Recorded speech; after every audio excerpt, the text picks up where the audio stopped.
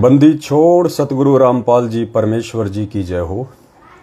परम पिता परमात्मा, सारी सृष्टि के रचनहार, कुल मालिक, असंख्य ब्रह्मांडों के स्वामी, तीनों लोकों में प्रवेश करके सबका भरण पोषण करने वाले शब्द स्वरूपी राम, आदि पुरुष, आदि अनादि सतगुरु, जगत गुरु, संत शिरोमणि सतगुरु रामपाल जी परमेश्वर जी के चरण कमल में देश विदेश से हम सभी सत्सेवक भाई बहनों का कोटि कोटि दंडवत प्रणाम। और लाइव वीडियो देख रहे आप सभी भाई बहनों को दास की तरफ से प्यार भरा सत साहेब। भाई और बहनों, हमारे कुछ भगत भाई बहन लाइव जुड़ते हैं, तब तक हम परमेश्वर का मंगलाचरण करेंगे, मालिक की स्तुति करेंगे, उनकी वंदना करेंगे, क्योंकि 8 सितंबर 2022 को हम सभी सत्सेवक भाई बहनों के लिए खुशी का वो पर्व, वो त्यौहार, वो फेस्टिवल, वो कुछ भी कह लीजिए आप उसको, वो सुनहरा अवसर आ रहा है, जिस अवसर के लिए हम सभी आत्मा युगों युगों से तरस रही थी, तड़प रही थी कि कब वो परमेश्वर हमें मिले, कब वो परमेश्वर इस पृथ्वी पे प्रकट हों, कब उस भगवान के पावन चरण कमल इस पृथ्वी पे टिकें, जो हमें अपना ज्ञान दे, अपने लोक की जानकारी दे। हम सोए हुए और अज्ञानता में भूले भटके हुए प्राणी जागें, हमारा वास्तविक पति कौन है, हमारा पिता कौन है, हमारा घर कहाँ है, इसकी जानकारी हमें कोई दे। तो पुण्यात्माओं, अनंत युगों के बाद में अब कहीं जाके 8 सितंबर 1951 को भारतवर्ष की पावन भूमि के भाग्य जागृत हुए हैं, जो परमेश्वर सशरीर मानव सदृश लीला करते हुए 8 सितंबर 1951 को गांव धनाना, जिला सोनीपत, हरियाणा, भारतवर्ष की भूमि पे प्रकट हुए हैं।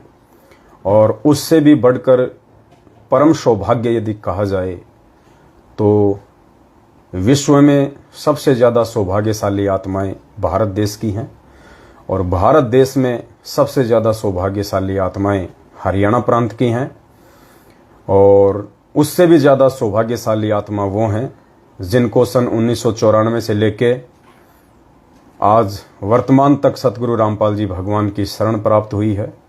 और उनमें से भी परम सौभाग्यशाली आत्मा वो हैं जिनको साध संगति नसीब हुई है, जिनको साध संगति में आने का और परमेश्वर को समझने का मौका मिला है। और उनमें से भी वो चंद हीरे मोती लाल परमात्मा के परम सौभाग्यशाली हैं जिन्होंने अपनी हृदय से, अपनी अंतरात्मा से, अपने दिलो दिमाग से, अपने ज्ञान विवेक से, अपनी समझ और बूझ से सतगुरु रामपाल जी को परमेश्वर के रूप में प्रकट हुआ समझ के अपने हृदय में शब्द रूप में समा लिया है, बैठा लिया है। तो पुण्यात्माओं, इस स्टेज तक पहुंचना कोई बालकों का काम नहीं है। ये हम सभी आत्माओं के जन्म जन्मांतरों के सुदृढ़ भक्ति संस्कार और उससे भी कहीं ज्यादा परमपिता परमेश्वर सतगुरु रामपाल जी भगवान का वो आशीर्वाद, जिसके चलते आज हम इस मुकाम पे हैं। और इस मुकाम से पुण्यात्माओं यदि हम नीचे गिरे अपनी अज्ञानतावश, अपनी नादानीवश, अपनी भूलवश, पुण्यात्माओं फिर वो परमात्मा अनंत युगों तक हमें वापस नहीं संभालने वाला है, क्योंकि आप और हम ही परमेश्वर के विशेष लाडले नहीं हैं। इस सृष्टि का वो प्रत्येक जीव जो आज किसी भी योनि में है, परमेश्वर का उतना ही प्यारा और लाडला है जितने कि आज उनकी शरण में आके बने हुए हैं। तो उनको भी परमात्मा ने मौका देना है, और हमें आज भगवान ने मौका दे दिया है, तो इस मौके को हमने चूकना नहीं है। तो आप सभी भाई बहनों को पता है, और जैसे जैसे भगत भाई बहन लाइव जुड़े, सभी से दास की हाथ जोड़ के विनती है, करबद्ध प्रार्थना है। दास परमात्मा की स्तुति करेगा, मंगलाचरण करेगा, और तब तक आप सभी भाई बहन इस वीडियो को ज़्यादा से ज़्यादा फेसबुक पे, व्हाट्सएप पे शेयर कर सकते हैं तो कर दीजिएगा। बंदी छोड़ सतगुरु रामपाल जी भगवान की जय हो।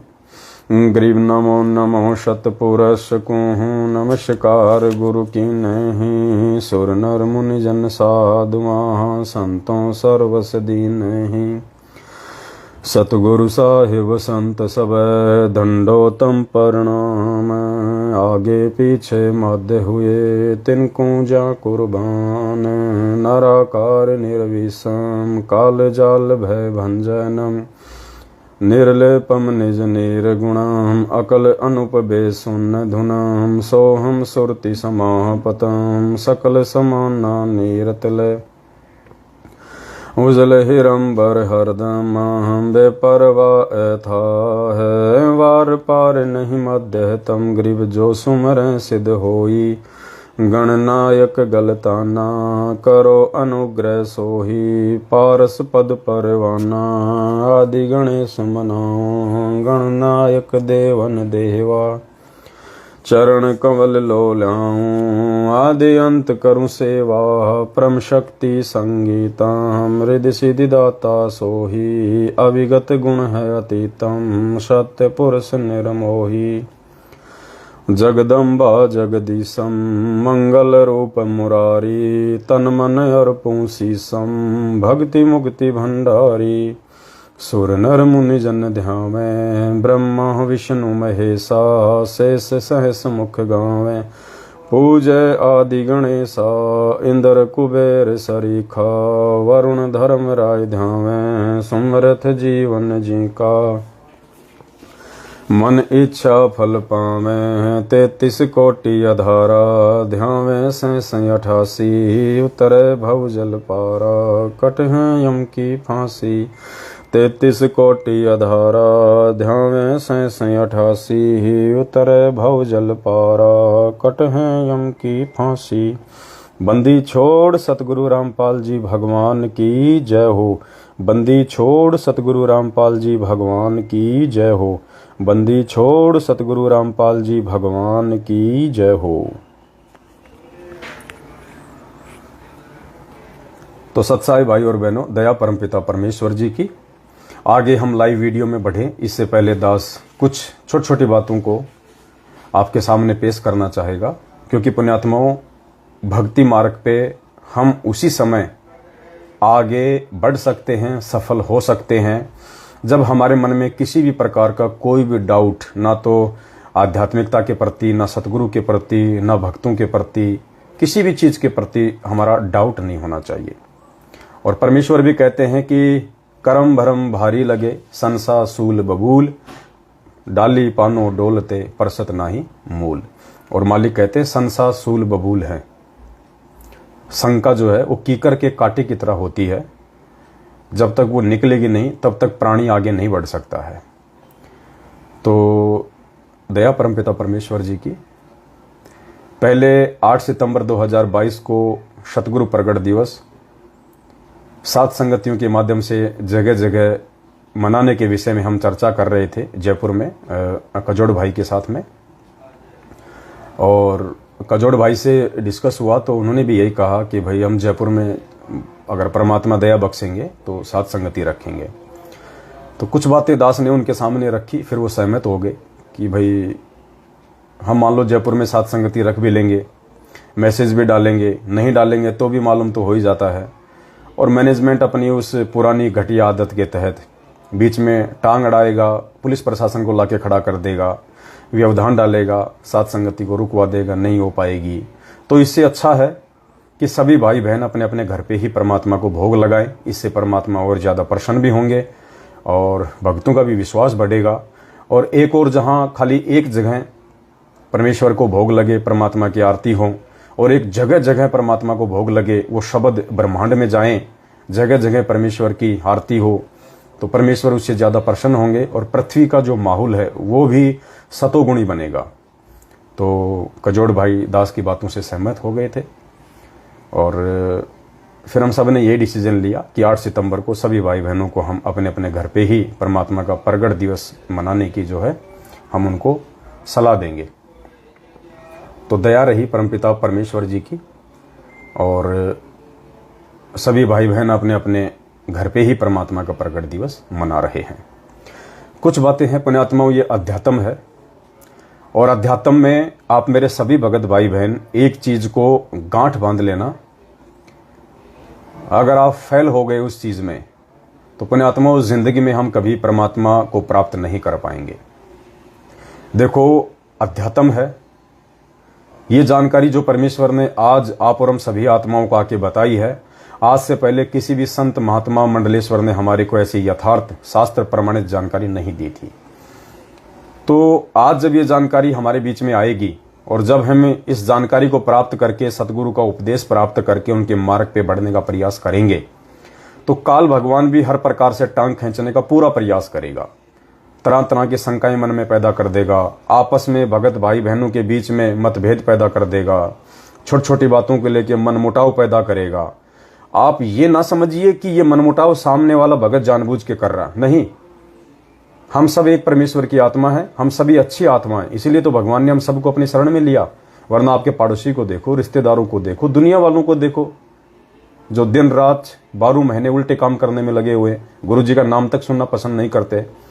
तो भले ही आज कुछ भगत भाई बहन साथ संगतियों से दूर हट चुके हैं, या कुछ भाई बहन हटते हुए दिखाई दे रहे हैं, या मैनेजमेंट वाले हैं, मैनेजमेंट के पीछे लगी हुई संगत है, ये जितने भी भाई बहन ये सभी परमेश्वर की विशेष आत्मा है। और विशेष आत्माओं के पीछे ही काल हाथ धोके पीछे पड़ता है, क्योंकि उसको पता है कि ये आत्मा मेरे जाल से बाहर निकलने का प्रयास कर रही हैं, तो वो उन आत्माओं को तोड़ने का, भटकाने का फुल प्रयास करेगा।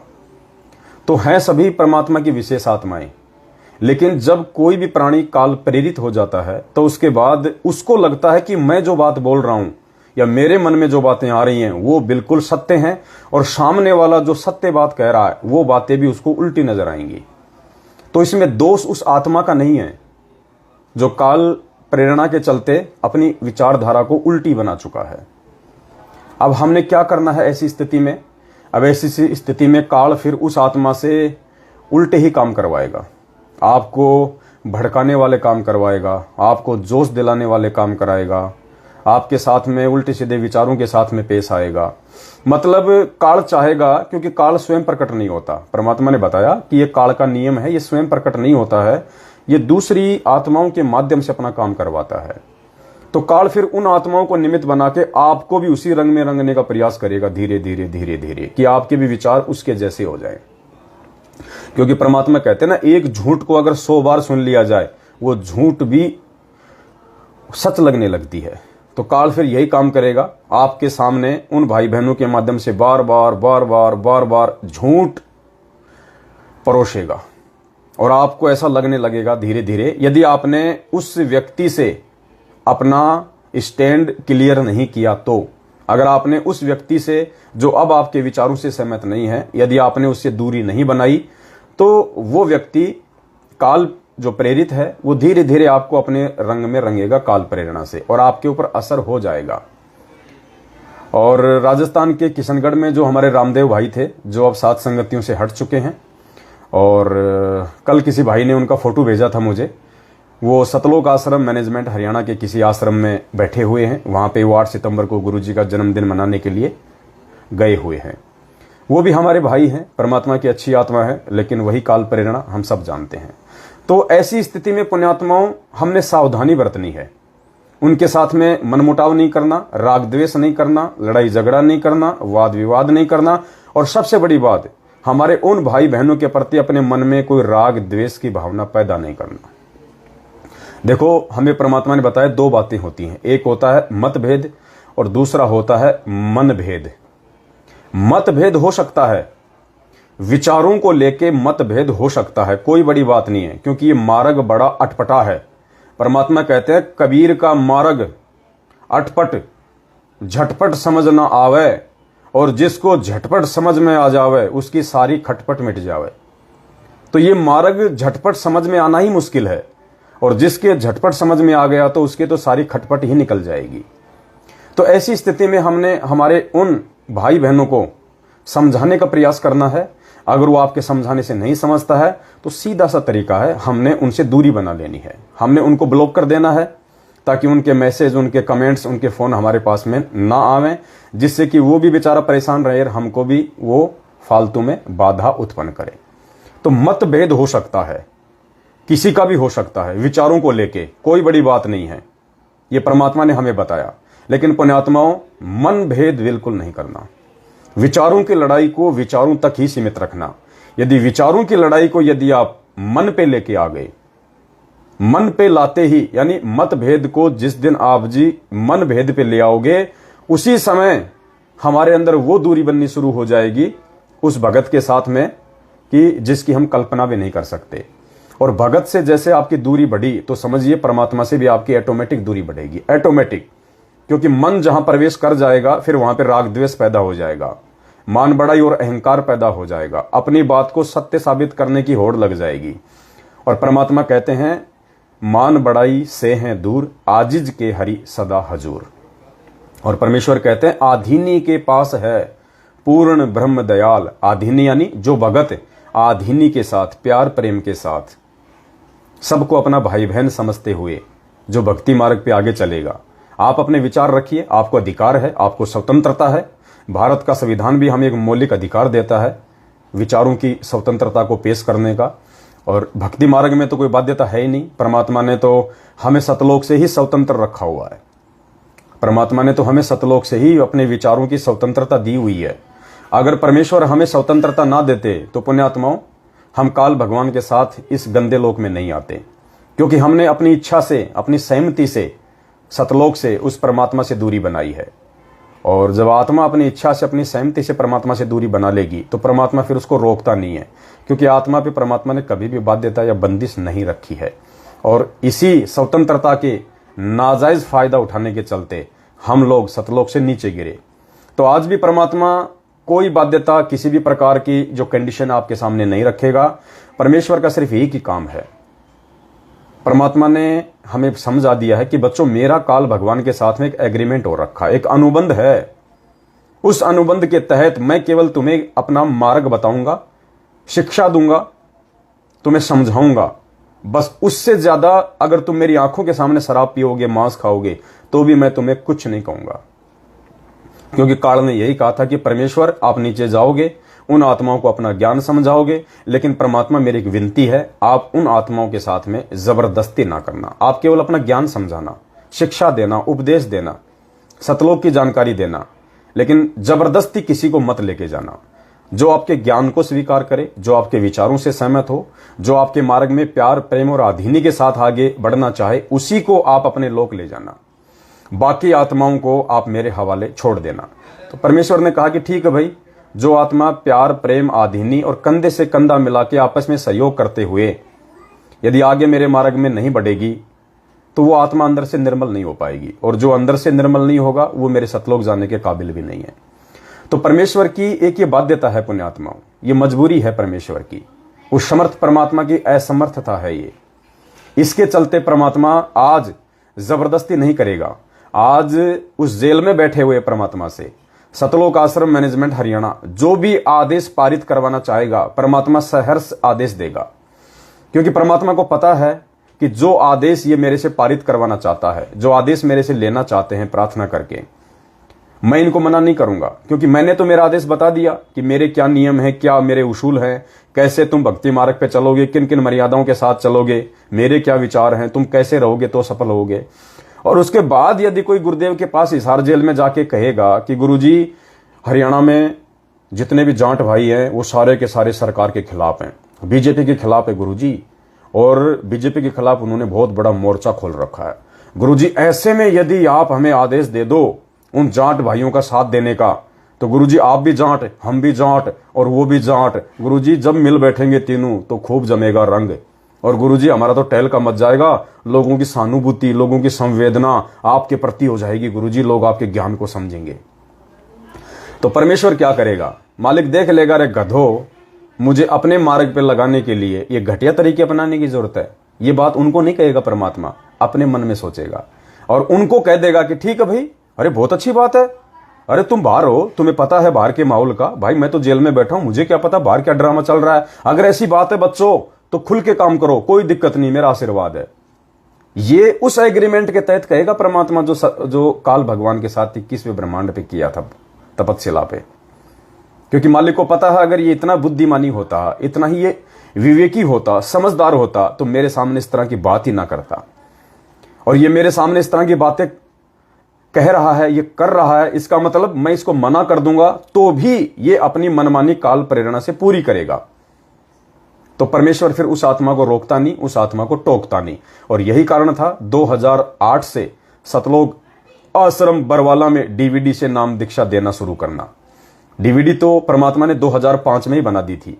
उसके बाद तो 2006 का करोथा कांड हो गया था। 2 साल गुरुजी जेल में रहे थे। क्या उन 2 सालों में कोई नामदान केंद्र नहीं खुल सकता था?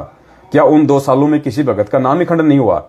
कम से कम शुद्धिकरण की तो व्यवस्था परमात्मा रख देते, लेकिन वो भी नहीं करी परमात्मा ने 2 साल में, 2006-2008 तक। क्यों? क्योंकि परमात्मा ने पहले बोल दिया था कि डीवीडी से नाम दीक्षा मेरे सतलोक जाने के बाद दी जाएगी। जब तक मैं हूं तब तक मैं स्वयं नाम दूंगा। लेकिन इन लोगों ने फिर परमात्मा को मानुष समझा और इन्होंने कहा, मैनेजमेंट वालों ने, कि गुरुजी आप क्या क्या काम करोगे? आप सत्संग करोगे, आशीर्वाद दोगे, शास्त्रों को पढ़ोगे, थोड़ा बहुत आपको आराम भी चाहिए, आपको इतना बुढ़ापा आ गया है, आपकी उम्र देखिए, आप बीमार हो जाओगे। क्योंकि मानुष मानते हैं गुरुजी को, और गुरु को जो मानुष मानेगा वो तो वैसी बात करेगा। तो परमेश्वर ने उनको कह दिया, क्योंकि परमात्मा ने उनकी परीक्षा भी लेनी थी, तो परमेश्वर ने कह दिया कि ठीक है भाई, बहुत अच्छी बात है बच्चों, ये बात तुमने मुझे पहले क्यों नहीं बताई? अरे बहुत अच्छी बात है, शुरू करो। और इन्होंने वो डीवीडी से नाम दीक्षा देने की प्रक्रिया 2009 में गुरु को मानुष मान के पूरी कर दी। तो पुण्यात्माओं, इस प्रकार से हमने इन चीजों को समझना है, अध्यात्म को समझना है। अब बहुत सारे भगत भाई बहन कह देते हैं कि भाई ये संगत में इतना चल रहा है सत्सेवकों का मैनेजमेंट का, सत्सेवकों का मैनेजमेंट का, क्योंकि खाली 2 ही ग्रुप है संगत में, तीसरा तो कोई ग्रुप है ही नहीं। वो तो छोटे मोटे, जैसे कहते हैं ना कि पेशाब करने के बाद में टपके गिरते हैं, वो तो वो टपके हैं। जैसे रामचंद्र जी हैं, संजय हो गया, एक आधे और हो गए कोई, उनके तो कोई वैल्यू नहीं है कोई किसी भी प्रकार की। केवल 2 ही मेन ग्रुप हैं संगत में, सत्सेवक और मैनेजमेंट। अब बहुत सारे भाई बहन कह देते हैं कि भाई गुरुजी सीधा सीधा क्यों नहीं कह देते कि वो सही और वो गलत? तो पुण्यात्माओं, परमात्मा ऐसा नहीं करेगा उस एग्रीमेंट के अकॉर्डिंग। अगर आज ही परमात्मा ये बात बोल दे किसी भी ऑडियो में या वीडियो में या किसी भी लेटर में जिनको आप सत्य मानते हो, अगर गुरुजी ये कह दें कि भाई ये मैनेजमेंट वाले गलत हैं, ये गलत कर रहे हैं, मेरे आदेशों के खिलाफ कर रहे हैं। बच्चों, मैंने तुम्हें 27 साल से कब आदेश दिया था राजनीति का, आरक्षणबाजी का?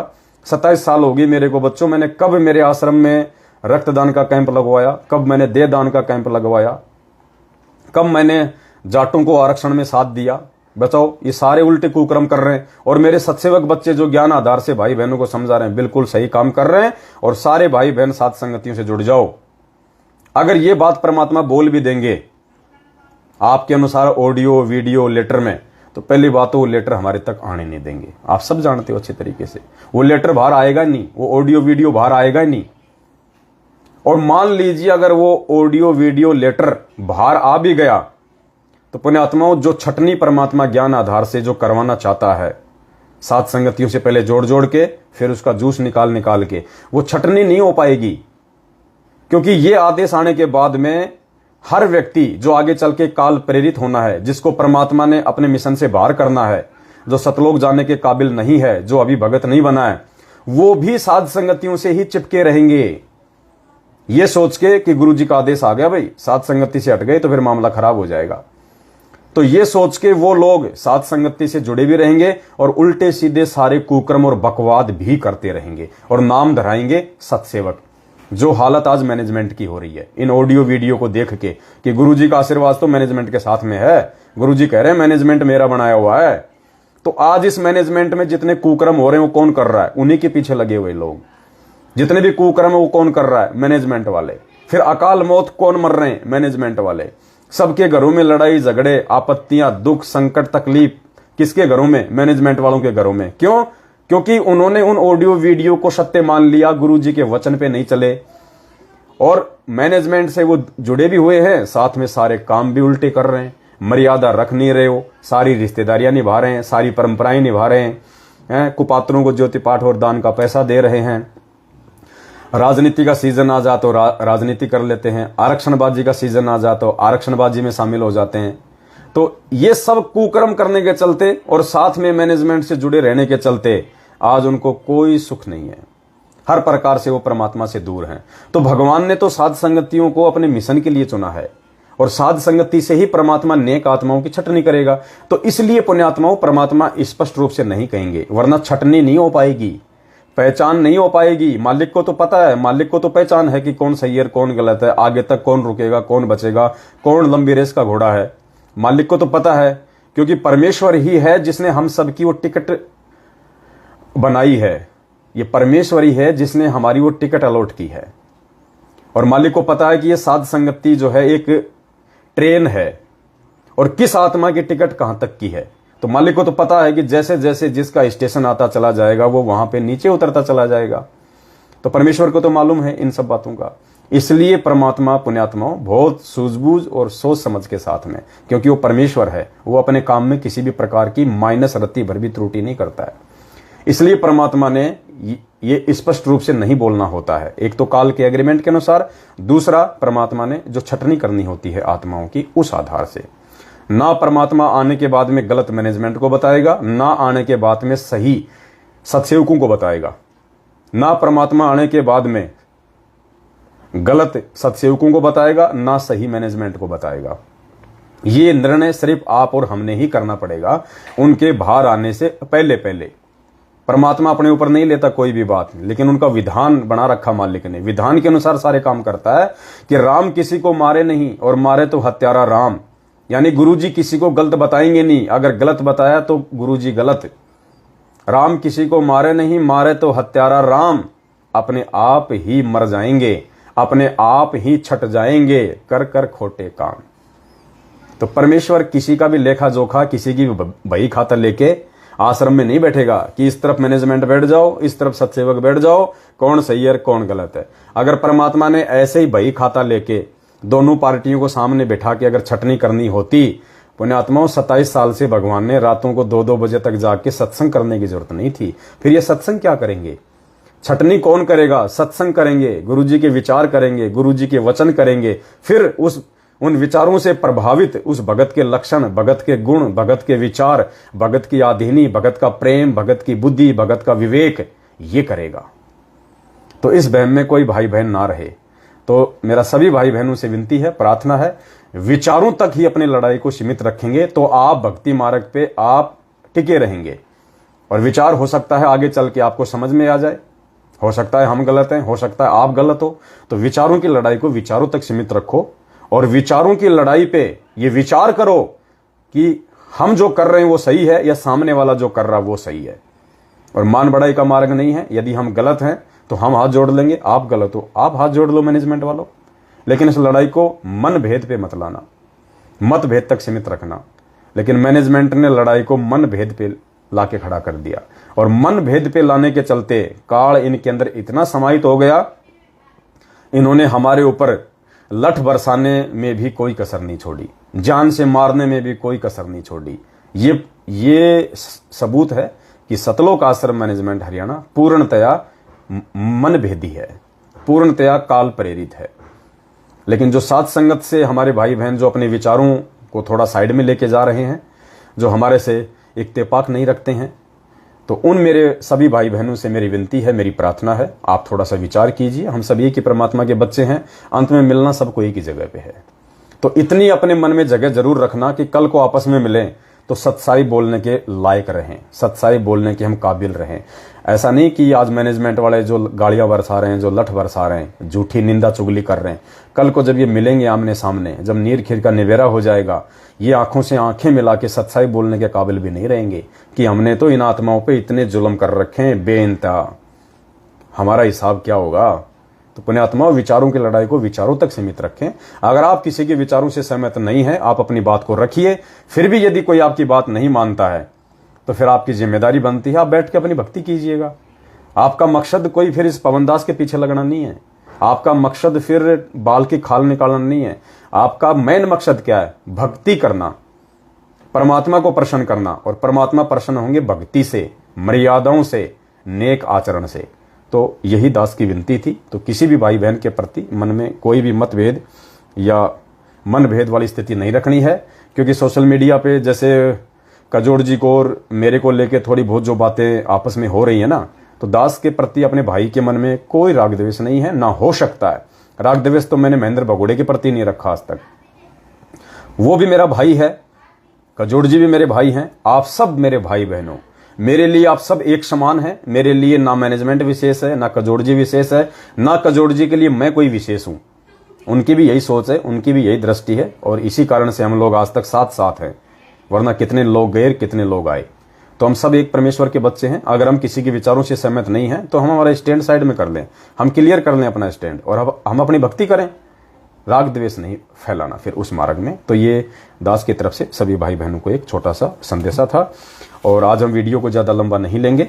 वीडियो को अभी तक जिन जिन भाई बहनों ने शेयर नहीं किया है वो एक बार फेसबुक पे, व्हाट्सएप पे, हर जगह शेयर कर दे। अब आज के वीडियो का मुख्य जो मकसद है वो ये है कि अभी 8 सितंबर 2022 को जो परमपिता परमेश्वर सतगुरु रामपाल जी भगवान का प्रकट दिवस हर घर में हलवे राम का भोग लगा के 42 मिनट की भोग की आरती के साथ में जो मनाया जाएगा, वो कैसे मनाना है, क्या क्या करना है, क्या क्या सावधानियां बरतनी है, ताकि किसी भी प्रकार की कोई त्रुटि ना रहे, परमेश्वर हमसे किसी भी बात को लेकर नाराज ना हो जाए। तो ये जानकारी देना सभी भाई बहनों को नितांत आवश्यक थी। तो परमात्मा ने कल ही प्रेरणा की, तो दास आप सभी भाई बहनों के साथ में लाइव हैं, और कुछ 20-25 भाई बहनों के सवाल हैं सतगुरु प्रगट दिवस को मनाने को लेकर। तो परमात्मा दया करे, सभी भाई बहनों को ये चीजें हम बताएंगे। अभी सबसे पहली जो शंका है वो है, घर में प्रकट दिवस किस प्रकार मनाना है। यानी जो नए भाई बहन हैं, जिनको नहीं पता है, जो अभी नए नए जुड़े हैं या मैनेजमेंट से निकल के आ रहे हैं, तो उन्होंने अभी 2-3 साल पहले उन्होंने कभी कोई प्रकट दिवस मनाया नहीं। तो वो कह रहे हैं कि हम प्रकट दिवस अपने घर पे हम कैसे मनाएं। देखिए भाई और बहनों, बहुत ही सिंपल है, बहुत ही आसान है, बहुत ही सहज मार्ग है। परमात्मा हमारे भावों से प्रसन्न होता है। परमात्मा 56 भोग से प्रसन्न नहीं होता। अगर आप 56 भोग लगाने के काबिल हैं, आपकी आर्थिक स्थिति आपको मंजूरी देती है, बहुत अच्छी बात है। 56 क्या, 156 का भोग लगाइए आप, कोई दिक्कत नहीं। तो सदगुरु प्रगट दिवस मनाने के लिए हमने जो करना है वो ये करना है, परमेश्वर के आदेश अनुसार, उनके भक्ति विधान के अनुसार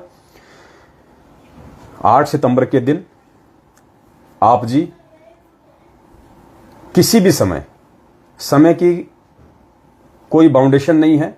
जैसे होली आती है कि साहब 6 बजे मनानी है, 6 बजे होली जलेगी, 7 बजे होली जलेगी, कोई मुहूर्त नहीं है। 24 घंटे में कभी भी, सुबह, दोपहर को, दिन में, कभी भी, रात्रि 12 बजे से पहले पहले आप परमेश्वर को प्रसन्न कर सकते हैं, भोग लगा सकते हैं। लेकिन फिर भी अगर आपके पास समय है, और आश्रम में जब हम जाया करते थे तो आश्रम में परमेश्वर को फिक्स 11 बजे भोग लगता था। अब 11 बजे भोग लगता था आश्रम में, इसका मतलब ये नहीं कि हम घर में भी 11 बजे भोग लगाएंगे तो ही गुरुजी प्रसन्न होंगे, नहीं। आश्रम में फिर 11 बजे भोग लगता था, 1 घंटा भोग की प्रोसीजर में लग जाता था। उसके बाद फिर 12 बजे गुरुजी को सत्संग करने के लिए बैठना होता था। इसलिए परमात्मा अपना टाइम सेट करके भोग लगाया करते थे। आप सुबह 5 बजे भी लगा सकते हैं, रात के 12 बजे के बाद आप 1 बजे भी लगा सकते हैं 8 सितंबर को, रात के 2 बजे भी लगा सकते हैं, 3 बजे भी लगा सकते हैं, सुबह 6 बजे भी लगा सकते हैं, दिन के 12 बजे भी लगा सकते हैं, दोपहर के 2 बजे भी लगा सकते हैं, शाम को 6 बजे भी लगा सकते हैं, रात्रि 8 बजे भी लगा सकते हैं, रात को 12 बजे से पहले पहले 8 सितंबर को आप कभी भी गुरुजी को भोग लगा सकते हैं। समय की कोई बाउंडेशन नहीं है। थोड़ा सा हलवाराम बना लीजिए, जितने आपके घर में मेंबर हैं। मान लीजिए आपके घर में 5 मेंबर हैं, 10 मेंबर हैं, 2 मेंबर हैं, हलवाराम केवल परमेश्वर को भोग लगाने के लिए लगाइए।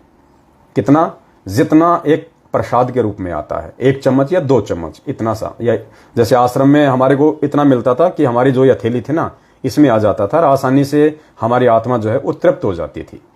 तो आप जी इतना सा हलवाराम परमेश्वर को भोग लगने के बाद जो ग्रहण करना है, उस हिसाब से आप जी 2-2 चम्मच या 3-3 चम्मच, जैसा भी आपकी इच्छा हो, उस हिसाब से पर मेंबर आप जी अपने घर पे हलवाराम बनाइए।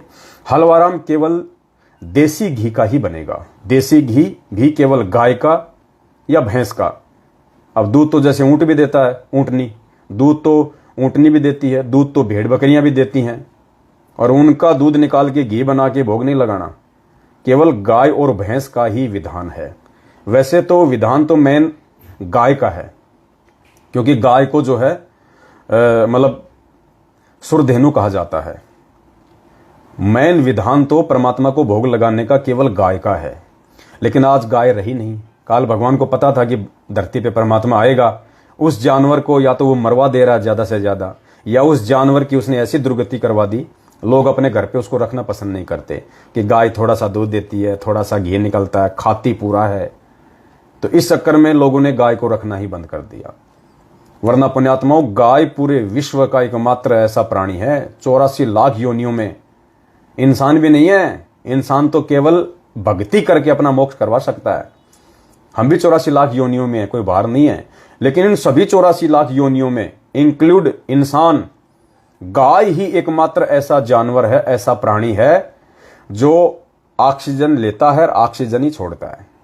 गाय ऑक्सीजन ही लेती है और ऑक्सीजन ही छोड़ती है। गाय कभी भी कार्बन डाइऑक्साइड गैस नहीं छोड़ती, वो ऑक्सीजन ही लेती है और ऑक्सीजन ही छोड़ती है। ये पूरे विश्व में, पूरी सृष्टि में 84 लाख योनियों में गाय ही एकमात्र ऐसा जानवर है। इसीलिए तो गाय का जो पेशाब है वो भी औषधि के रूप में काम लिया जाता है। गाय के गोबर से अगर खाना बनाया जाए तो पुण्यात्मा उससे जो है कार्बन डाइऑक्साइड गैस इतनी नहीं बनती है। इसलिए गाय को जो है मतलब माता का दर्जा दिया गया है, माता का, सुरधेनु। वरना भैंस को नहीं दिया माता का दर्जा, शेर को नहीं दिया बाप का दर्जा, माता का दर्जा गाय को दिया गया है, क्योंकि गाय एकमात्र विश्व में ऐसा प्राणी है। तो अब गायों की अधिकता रही नहीं, तो परमेश्वर ने एक ऑप्शन दे दिया भैंस, क्योंकि भैंस को भी इंसान अपने घर पे पालता है, अच्छा खाना खिलाता है। भैंस भी एक शाकाहारी है, इसलिए परमात्मा ने दूसरा नंबर रखा भैंस का। तो घी केवल गाय और भैंस का होना चाहिए। अब ये जरूरी नहीं कि साहब गाय और भैंस वाला घी लेके आए जो गांव में निकलता है, क्योंकि हर आदमी दूध बेचता है, सबको आजकल अपने स्वार्थ की पड़ी है। तो अब क्या हो गया, बड़ी बड़ी जो डेयरी कंपनी है उन्होंने घी बनाना शुरू कर दिया, 1-1 लीटर का, 2-2 लीटर में, और 1 लीटर का रेट रख दिया 500 रुपये, 600 रुपये, 700 रुपये। तो किसी भी डेयरी पे यदि आपने घी लेके आना है तो आपने देसी घी का नाम लेके लाना है कि भाई साहब मुझे देसी घी चाहिए 1 लीटर। तो जो देसी घी होगा वो कम से कम 500 रुपये लीटर से कम नहीं देगा, उससे ऊपर ही आएगा, 700, 800, 900। तो 500 रुपये के आसपास जो घी आपको डेयरी पे मिले उसको बोल देना भाई साहब डालडा नहीं चाहिए मेरे को, दूसरा किसी प्रकार का घी नहीं चाहिए, गाय या भैंस का घी चाहिए मेरे को। तो वो आपको किसी भी डेयरी पे मिल जाएगा। अगर आपके पास में गाय या भैंस का जो शुद्ध घी आता है जो गाँव में मिलता है, अगर वो उपलब्ध नहीं है तो आप जी डेयरी से गाय या भैंस का देसी घी नाम करके 1 लीटर 2 लीटर लेके आ सकते हैं। उसमें आप अपनी ज्योत भी जलाइए और उसमें आप परमेश्वर को हलवा राम बना के, और 8 सितंबर के दिन हलवा राम आपने बनाया, आपने अपनी रसोई में हलवा राम बना के और आपने एक थाली में रख दिया, एक थाली ली, उस थाली में आपने कटोरी ले ली, कटोरी में आपने हलवा राम रख दिया, साथ में आपने एक जलराम का एक गिलास ले लिया, जलराम का वो गिलास रख दिया, और उस कटोरी को, जलराम को थाली समेत आपने किसी भी साफ कपड़े से उसको ढक के रख देना है।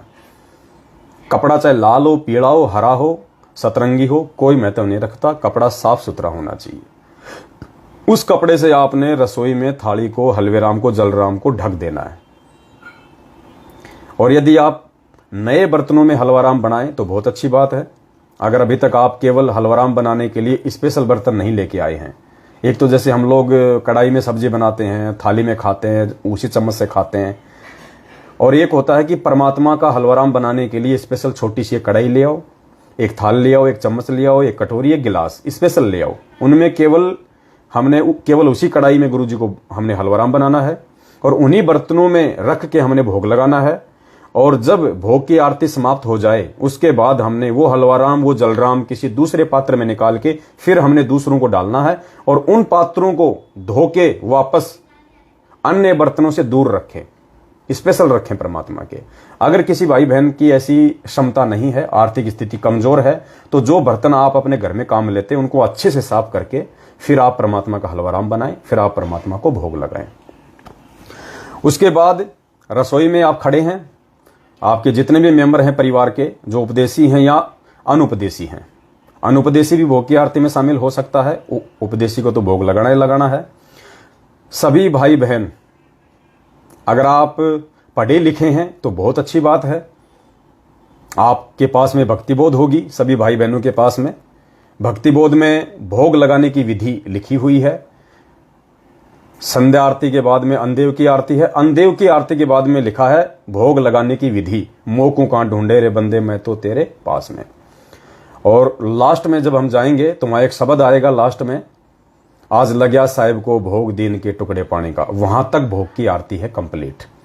मैनेजमेंट वालों ने जो भक्तिबोध पुस्तक छपवा रखी है उसमें भोग की आरती बीच बीच में नहीं है।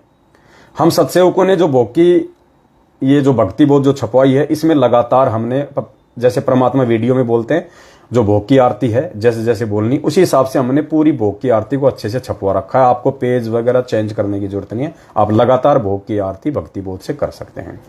तो जो भाई बहन जो पढ़े लिखे हैं उन्होंने भक्तिबोध हाथ में लेके भोग की आरती करनी है पूरी। सबसे पहले आप अपनी रसोई में परमात्मा का भोग तैयार कर लेंगे, कपड़े से ढक देंगे। सबसे पहले सभी भाई बहन वहां पे खड़े होकर मंगलाचरण करेंगे। मंगलाचरण के बाद में जो एक शब्द है, आया है बंजारा केशव आया है, उस शब्द को गाते हुए भोग प्रसाद को वहां से उठा के धीरे धीरे जहां आपने परमात्मा का दरबार लगा रखा है वहां पे लाके आपने परमात्मा के दरबार के सामने भोग प्रसाद को रख देना है। केशव बंजारे वाला शब्द पूरा होने के बाद में फिर आपने भक्तिबोध में जहां से स्टार्ट है, मोकू कहां ढूंढे रे बंदे मैं तो तेरे पास में, वहां से आप जी सभी भाई बहन भक्तिबोध हाथ में लेके, या जिसको याद है तो बहुत अच्छी बात है, नहीं तो भक्तिबोध लेके आपने परमात्मा को भोग की आरती करनी है। और जो भाई बहन जो खड़े होने में सक्षम नहीं है, मान लीजिए कोई भाई बहन कोई बीमार है, कोई ज्यादा कोई बुजुर्ग है, कोई माता बहनें जो हैं वो गर्भ से हैं, पेट में बच्चा है, तो ऐसी माता बहनें खड़ी रहना चाहें तो उनकी इच्छा, जब तक वो खड़ी रह सके खड़ी रहिए, वरना वो नीचे बैठ के आरती कर लें। चेयर पे भी बैठ सकती हैं, खाट पे भी बैठ सकते हैं। कोई ऐसा कोई बीमारी की हालत में है कि जिससे खाट से उठा नहीं जाता, वो सूता सूता भी आरती कर सकता है, क्योंकि पुण्यात्माओं साधु भूखा भाव का धन का भूखा नहीं, परमात्मा आपके भाव देखेगा। यदि आप सक्षम हैं तो आपने विधि विधान से काम करना है, फिर गफलत नहीं चलेगी। आप सही हैं फिर भी आप लेट गए बैठ गए ऐसे कर रहे हैं, वो नहीं चलेगा। विशेष परिस्थितियों में छूट है, विशेष परिस्थितियों में, लेकिन ध्यान सुरती परमात्मा की वाणी पे होनी चाहिए। आप अगर बीमार हैं, नीचे बैठे हैं, लेटे हुए हैं, तो भी आपका ध्यान आपकी सुरती उस आरती में होनी चाहिए। आपका मन आपका लगाव परमात्मा में होना चाहिए।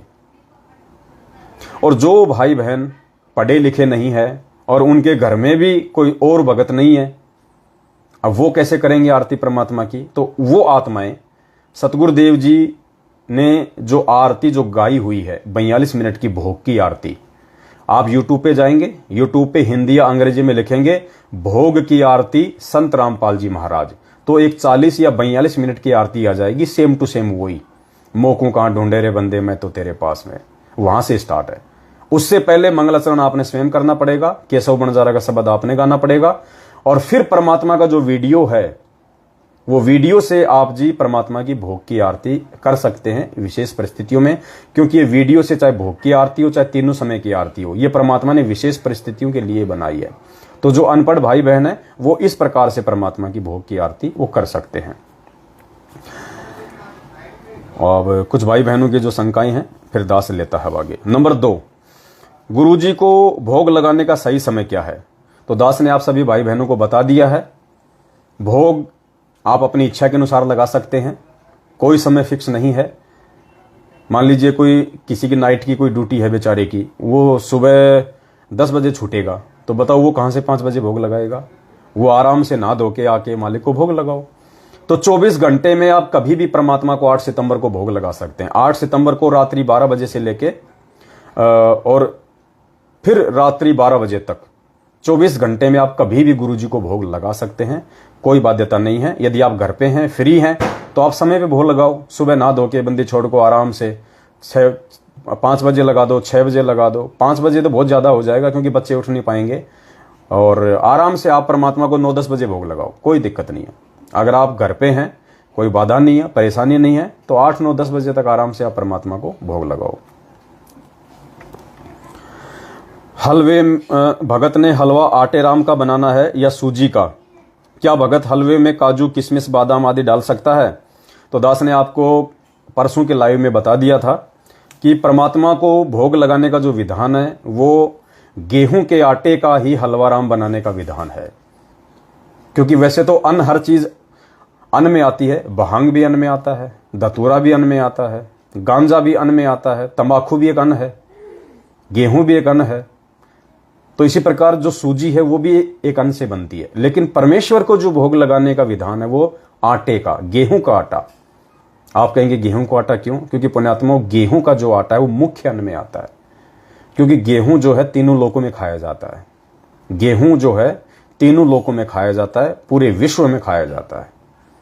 गेहूं मुख्य अन्न में आता है, इसलिए हमने गेहूं के आटे के साथ ही परमात्मा को भोग लगाना है। सूजी का, बेसन का, या गेहूं सूजी को मिक्स कर दिया, गेहूं बेसन को मिक्स कर दिया, ये हमने बिल्कुल नहीं करना है। आज से पहले जिसने किया है तो वो एक छोटी सी अपनी गलती समझते हुए, नादानी में, नासमझी में गुरुदेव को दंडवत करके क्षमा याचना करे और आगे से केवल देसी घी के साथ और हलवे, जो हलवा राम बनाना है, केवल गेहूं के आटे के साथ ही बनाना है।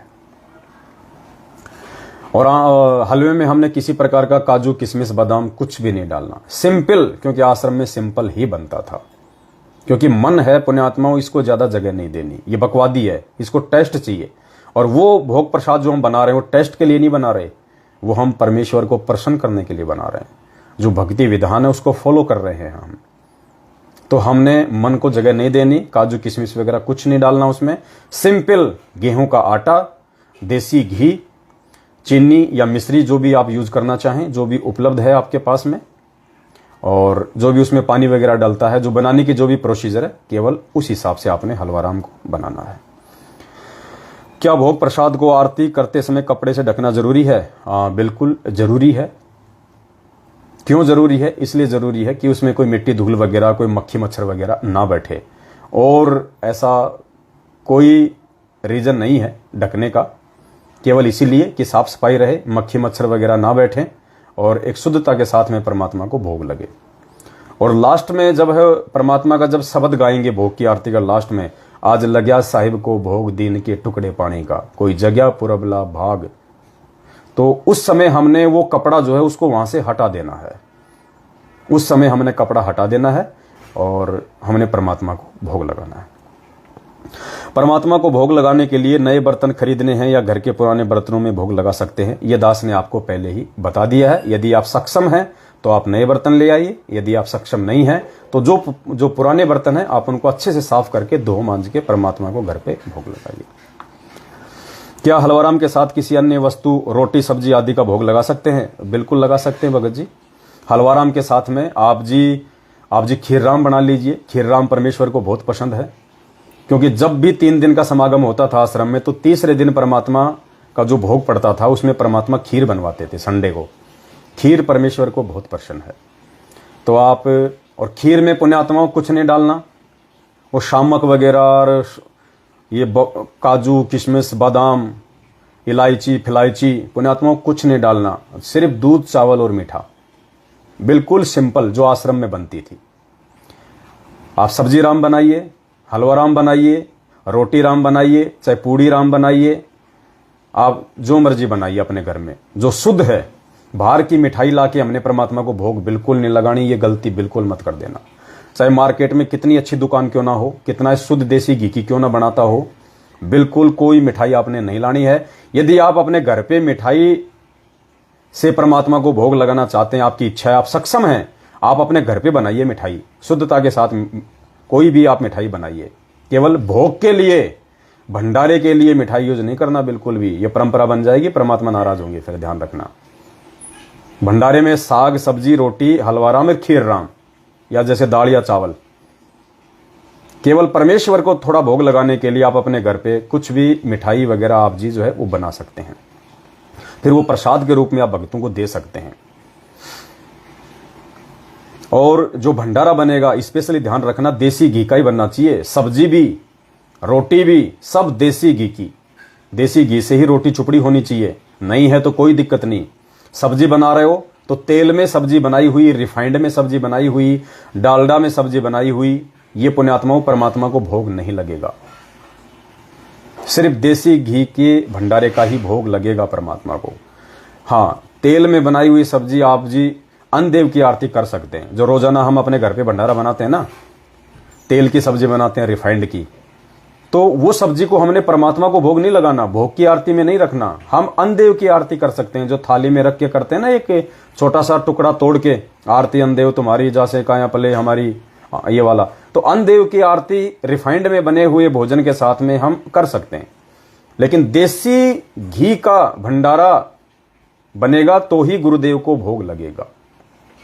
परमात्मा को हमने रिफाइंड का या डालडा का भोग नहीं लगाना। रिफाइंड तो हमने डालडा तो हमने वैसे भी नहीं खाना, किसी भी भाई ने खाना ही नहीं है, परमात्मा का आदेश है। डालडे में ये लोग क्या करते हैं, जानवरों की चर्बी मिक्स कर देते हैं उसके अंदर चिपचिपा बनाने के लिए, उसको चिकना बनाने के लिए, चिकनाई के लिए।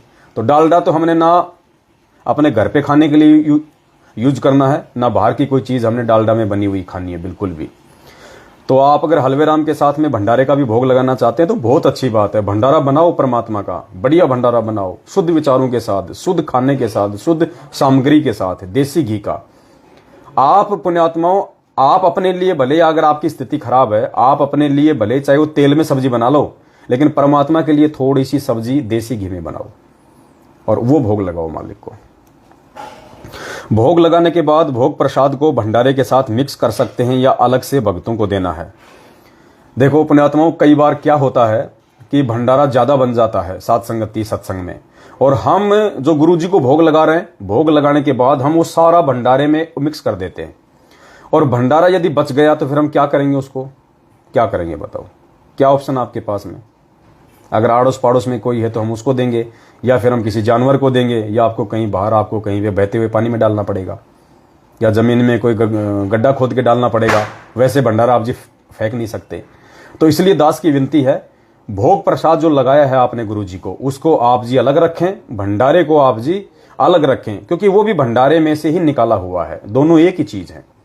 लेकिन स्पेशली जो गुरु जी को भोग लग जाता है उसको आप जी भंडारे में बिल्कुल भी मिक्स ना करें, और जो भोग आपने गुरु जी को लगाया है उसको आपस में मिक्स कर लें। हलवे राम को मिक्स ना करें भंडारे के साथ। जो गुरु जी को आप भंडारे का हलवा राम का भोग लगाओगे ना, तो हलवा राम तो सबको आपने थोड़ा थोड़ा वैसे ही देना है। बाकी जो सब्जी रोटी, जो खीर वगैरह जो भी है, उसको आपने मिक्स कर लेना है छोटा छोटा तोड़ के, वो फिर सभी भाई बहनों को आपने थोड़ा थोड़ा प्रसाद के रूप में देना है। और बाकी जो बचा हुआ है वो आपने भंडारा सभी भाई बहनों को जो है वो करवाना है।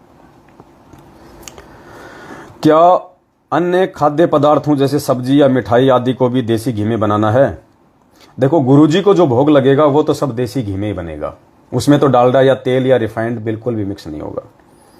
जो भगत भाई बहन पढ़े लिखे नहीं है वो भोग की आरती कैसे करें, तो दास ने आपको बता दिया है। ऐसी विशेष परिस्थिति के लिए ही परमात्मा ने वो भोग का वीडियो बनाया है। ऐसी विशेष परिस्थिति में माता बहनें, भाई बुजुर्ग परमात्मा का ऑडियो वीडियो में टीवी में वो 42 मिनट की भोग की आरती लगा लें। लेकिन जो पढ़े लिखे हैं, जो पढ़ना जानते हैं, जिनके पास में भक्ति बोध है, वो भूल के भी गुरुजी का ऑडियो वीडियो ना चलाएं। बिल्कुल भी ये गलती मत कर देना, आपने स्वयं ही करनी है फिर वो आरती। क्या गुरुदेव को लगाया गया भोग प्रसाद घर के अनुपदेशी सदस्यों को भी दे सकते हैं? क्या आसपास के पड़ोसी अनुपदेशी लोगों को भी घर बुलाकर भोग प्रसाद दे सकते हैं? देखिए, भोग की आरती में कोई भी व्यक्ति शामिल हो सकता है, चाहे वो उपदेशी हो चाहे अनुपदेशी हो। हाँ, यदि कोई अनुपदेशी है और उसने यदि कोई गुटखा वगैरह खा रखा है, शराब वगैरह पी हुई है, या मांस वगैरह खा रखा है अभी अभी, तो ऐसी आत्माओं से हाथ जोड़ लेना, उनको भोग की आरती में शामिल नहीं करना। वो दूर बैठ के सुने, वो एक बात अलग है। आपका घर का मेंबर है, घर से बाहर नहीं निकल रहा, इसमें आपको कोई दोष नहीं है। कबीरा तेरी झोपड़ी गलकटियन के पास, जो करेगा सो भरेगा, तू क्यों भया उदयास। लेकिन जानबूझ के आपने ऐसे लोगों को बिल्कुल भी भोग की आरती में नहीं बुलाना है, नहीं बैठाना है। और भोग लगने के बाद में आप उन व्यक्तियों को भंडारा करवा सकते हैं, आप उनको भंडारा करवा सकते हैं। और आप उनको जो परमात्मा का भोग प्रसाद है, वो भोग प्रसाद आप उनको पुण्यात्मा उस समय देना जब उनका नशा उतर जाए, जब वो अपने होश में आ जाए ना, उस समय, चाहे शाम को या अगले दिन, उस समय आप उनको भोग का प्रसाद अपने घर वालों को दे देना, जो शराब पीता है, मांस खाता है, जिसने कोई गुटखा वगैरह जो भी है।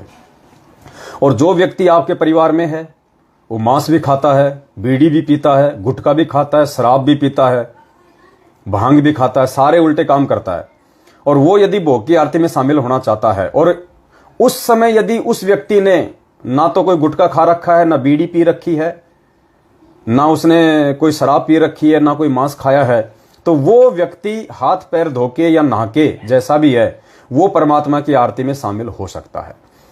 लेकिन ऐसे व्यक्तियों से आपने भोग प्रसाद को बनवाने में कोई सहयोग नहीं लेना है। बीड़ी, गुटखा, शराब, मांस, तमाकू, भांग, धतूरा, मीट माट खाने वाला आदमी और अनुपदेशी, वो चाहे कितना अच्छा क्यों ना हो, अगर वो अनुपदेशी है तो आपने भोग प्रसाद और भंडारे में उससे किसी भी प्रकार का सहयोग नहीं लेना है।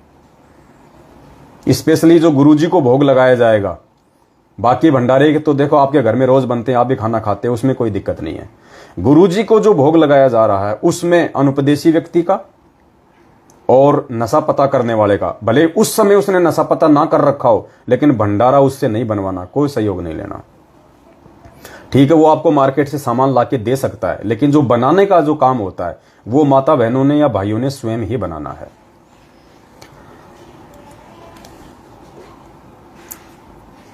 क्या आड़ोसी पाड़ोसी या अनुपदेशी व्यक्तियों को भोग की आरती के लिए घर पे बुला सकते हैं? क्या उनको भंडारा करवा सकते हैं? देखो पुण्यात्माओं, ऐसे बुलाने से किसी भी अनुपदेशी व्यक्ति को भोग लगाने के लिए उनको बुलाना, भंडारा करवाना ये जायज नहीं है, और ना इसका कोई निष्कर्ष निकलेगा। हम कोई पुण्य प्राप्ति के लिए ये काम नहीं कर रहे कि हमें ज्यादा पुण्य मिलेगा, जगत वालों को खिलाएंगे ज्यादा पुण्य मिलेगा, नहीं। अगर पुण्य प्राप्ति के हिसाब से यदि हम साथ संगति करते हैं या भंडारा या भोग लगाते हैं तो हम फेल हो जाएंगे। हमने केवल भगवान को प्रसन्न करना है भोग लगा के, भगवान को, जगत वालों को इस प्रकार से हमने बिल्कुल नहीं बुलाना है। ना गुरु जी का भोग के लिए कि आ जाओ जी हमारे घर पे भोग लग रहा है, भंडारा है, आ जाओ तुम, आ जाओ जी आज भंडारा हमारे घर पे। ऐसे आपने ना तो अपने आड़ोसी को बुलाना है, ना पड़ोसी को बुलाना, ना रिश्तेदार को, ना किसी यार दोस्त को। आपने अकेले ही अपने घर पे गुरु जी का भोग प्रसाद जो है वो लगाना है।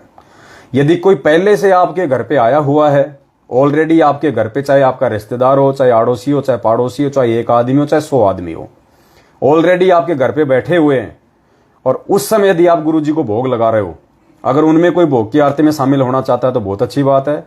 नहीं होना चाहता है तो आप गुरु जी को भोग लगा के वहां बैठे हुए व्यक्तियों को बुलाना नहीं है जबरदस्ती बाहर से किसी को। ऑलरेडी जो आपके घर पे है, जो बैठे हुए, उनको आप गुरु जी का भोग प्रसाद जो है वो भी आप उनको दे सकते हैं, और जो भंडारा है वो भी आप उनको जो है वो करवा सकते हैं। उसमें कोई दिक्कत, कोई दोष नहीं है। क्या गुरुदेव को लगाया गया भोग प्रसाद घर के अनुपदेशी सदस्यों को भी दे सकते हैं? क्या आसपास के पड़ोस के अनुपदेशी लोगों को भी घर बुलाकर भोग प्रसाद दे सकते हैं? तो आपको ये बता दिया। क्या आड़ोस पड़ोस के लोगों को घर बुलाकर भंडारा करवा सकते हैं? जबरदस्ती घर पे बुला के भंडारा नहीं करवाना है। हम ये भंडारे कोई पुण्य प्राप्ति के लिए नहीं कर रहे हैं। आज सात संगतियां रखवाना, गुरुजी को भोग लगाना, फिर वहां पे भंडारे करवाना, हमारा मकसद केवल कोई पुण्य प्राप्ति के लिए नहीं है। अगर कोई सत्सेवक भाई बहन ये सोचता है कि मेरे को ज्यादा पुण्य मिलेगा, मेरे घर पे सात संगति भंडारा होगा, उसकी छोटी सोच है।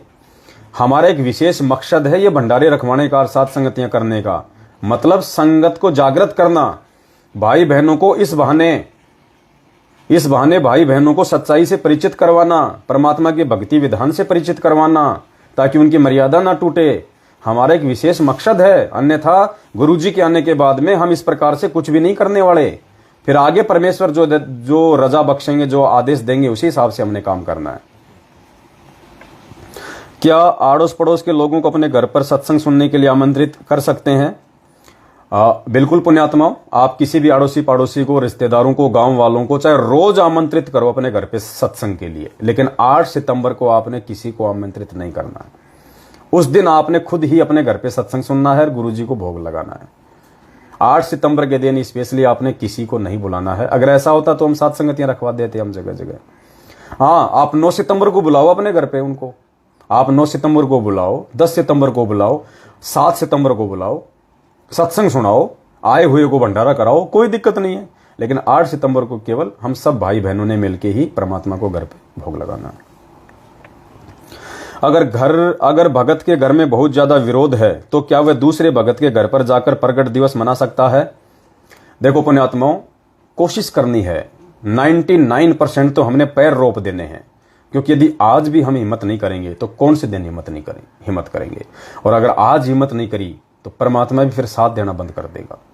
भले ही आपको मार पड़े, आपको गाली पड़े, आपको विरोध सहन करना पड़े। यदि आपके घर में आपकी पत्नी, आपका पति, आपके माता पिता, सास ससुर, भाई बंधु अगर आपके विरोध में है, आप अकेले उपदेशी हैं और वो आपको बहुत ज्यादा विरोध करते हैं, आपको आरती भी ढंग से नहीं करने देते, आपको भोग भी नहीं लगाने देते, आप 8 सितंबर से पहले गुरु जी को प्रार्थना लगाना शुरू कर दो, हृदय से की है बंदी छोड़, दया बख्शो परमात्मा, इस नीच में भी परमात्मा मेहर बख्शो कि आपका भोग इस घर में लगे मालिक। इन काल प्रेरित प्राणियों के कानों में भी परमात्मा आपके वचन जाएं, इनके भी संस्कार बदलें। ये आपका लगा हुआ भोग खाएंगे परमात्मा, इनके भी संस्कार बनेंगे। पुण्यात्मा अगर मन में अगर दृढ़ इच्छा होगी ना इस बात की, यकीन मानना आपका विरोध नहीं कर पाएंगे वो लोग। परमात्मा ऐसी प्रेरणा कर देगा उन आत्माओं में, वो आपका विरोध नहीं करेंगे, क्योंकि रिमोट तो गुरुजी के हाथ में है ना। अब गुरुजी रिमोट उस समय हिलाएंगे जब भगत के अंदर से सत इच्छा होगी। तो 99% तो आपने कोशिश करनी अपने घर पे ही, चाहे इतना सालवराम बनाओ, चाहे आरती चाहे मन मन में कर लेना, चाहे बोल के कर लेना, धीरे धीरे आवाज में कर लेना, अकेले में कर लेना, छत पे जाके कर लेना, चाहे अंडरग्राउंड में जाके कर लेना, बाथरूम में खड़े होके कर लेना, लेकिन घर पे लगाओ भोग मालिक को। किसी विशेष कारण से, विशेष परिस्थिति में, यानी कोई नया भगत भाई बहन है, इतना ज्ञान नहीं है, संघर्ष नहीं कर पा रहा है, उसको जानकारी भी नहीं है, ऐसी स्थिति में यदि कोई आपके पास में फोन करता है कि भगत जी क्या मैं आपके घर पे आ सकता हूं, भोग लगा सकता हूं, तो ऐसी स्थिति में आप किसी अपने सत्सेवक भाई बहन के घर पे परमात्मा को जाके भोग लगा सकते हैं, उसमें कोई दोष नहीं है। लेकिन जहां तक संभव हो आप संघर्ष करो और अपने घर पे भोग लगाओ। अगर कोई व्यक्ति बुजुर्ग है या तबीयत खराब हो तो क्या वह भोग की आरती बैठकर कर सकता है? बिल्कुल कर सकता है, बिल्कुल भोग की आरती बैठ के भी कर सकता है। यदि विशेष परिस्थितियों में किसी को कोई रोग है, कोई एक्सीडेंटल है, कोई बीमारी से परेशान है, कोई प्रेग्नेंट है, कोई हैंडीकैम्प है, तो वो बैठ के भी कर सकता है, लेट के भी कर सकता है। जो जवान है, अच्छा है, युवा है, सक्षम है, तो खड़े होके सर पे कोई भी कपड़ा बांध के, सफेद कपड़ा हो तो अच्छी बात है, सर पे अपना एक वस्त्र रख के, माता बहनें अपनी चुन्नी डाल सकती हैं, बांधने की जरूरत नहीं है। माता बहनें अपनी जो भी चीर होता है, जो ओढ़नी होती है, जो भी अपने सिर पे रखती हैं, वो रख के कर सकती हैं।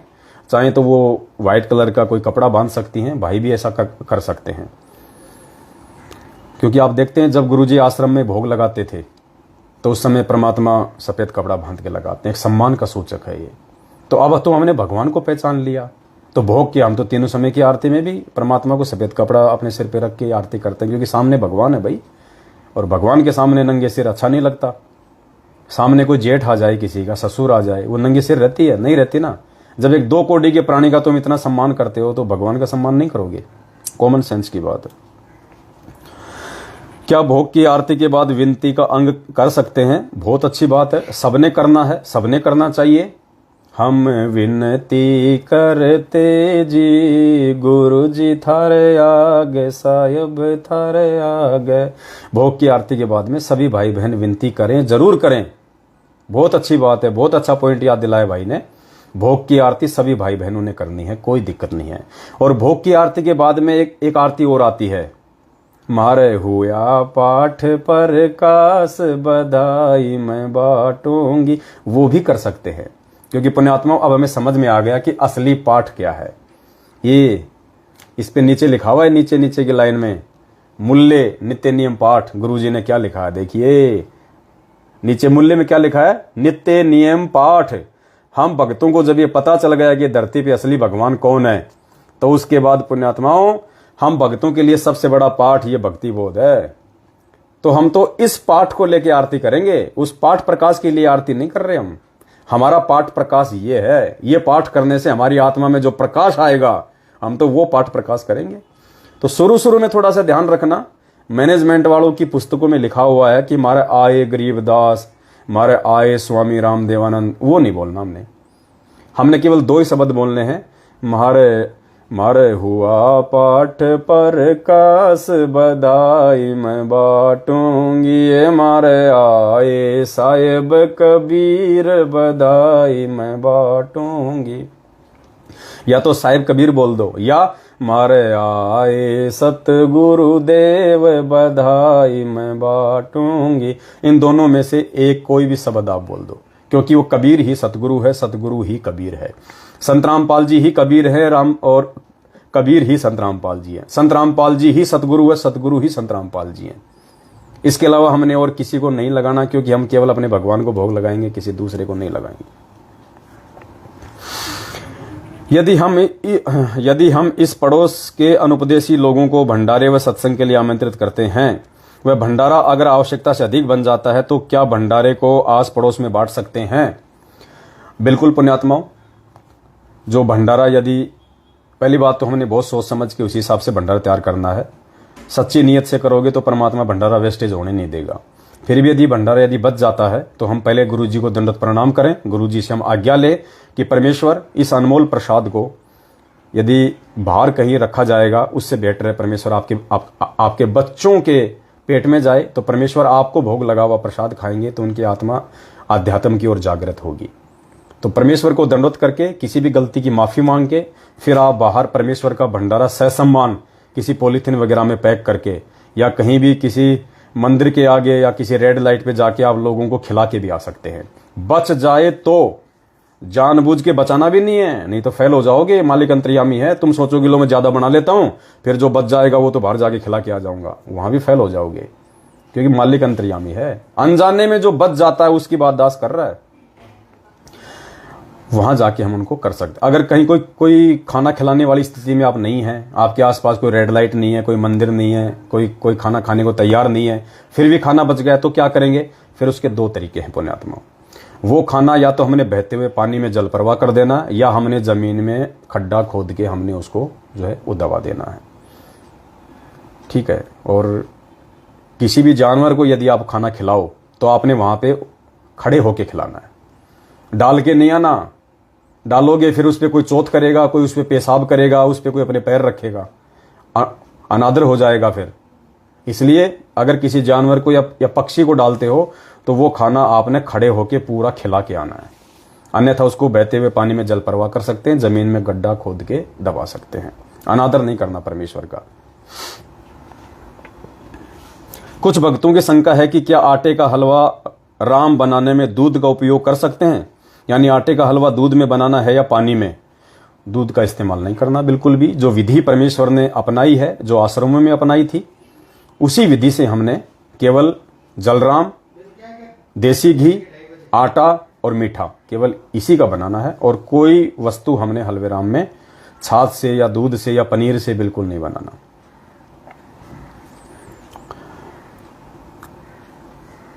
क्या सभी भाई बहन भोग लगाते समय लाइव आ सकते हैं? ये बहुत अच्छी बात याद दिलाई भाई ने। बिल्कुल पुण्यात्माओं, 8 सितंबर के दिन हम जो सभी भाई बहन अपने अपने घरों पे पूर्ण परमेश्वर को प्रसन्न करने के लिए सतगुरु प्रगट दिवस मनाने जा रहे हैं।